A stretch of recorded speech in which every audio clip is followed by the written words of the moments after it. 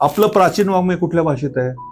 संस्कृत किंवा प्राकृत. मराठी भाषा होती कुठे तेव्हा? तेव्हा आपल्याकडच्या जशा जुन्या भाषा म्हणजे संस्कृत किंवा प्राकृत, तशा तिथल्या भाषा म्हणजे ग्रीक आणि लॅटिन. आता म्हणाल तू इंग्लिशमध्ये काय म्हणतोस? तू माइंड म्हणतोस, आम्ही म्हणतो सायकी. त्याच्यावरनं इंग्रजीमध्ये सायकॉलॉजिकल शब्द आलाय. शरीराला तू काय म्हणतोस इंग्लिशमध्ये? बॉडी.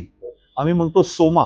तर तुला जो त्रास आहे त्याला म्हणायचं सायकोसोमॅटिक, म्हणजे मनस्थितीमुळे आलेली शारीरिक लक्षणं. तो काही रोग आहे असं नाही, पण ही त्रास आहेच ना. आता एक उदाहरण सांगतो. माझ्यासारखा एक वयस्कर माणूस आहे, मला कळलं की माझ्या मुलाला अतिशय वाईट अपघात झाला, राईट. मला हार्ट अटॅक येतो. आता हार्ट अटॅक खराच असतो, मी मरू पण शकतो, पण तो आला, अतिशय धक्कादायक बातमी कळली म्हणून. एक लहान मुलं आहे, ते बघते आई वडील भांडतायत आणि वडील आपल्या आईला मारतायत, त्याला भीतीने ताप येतो. आता ताप खराच असतो की, तो शरीराला येतो, म्हणून सोमॅटिक. पण आला का? मानसिक स्थिती, सायकी, सायकोसोमॅटिक. तुझे हे त्रास आहेत ना, हे मित्रा सगळे सायकोसोमॅटिक आहेत.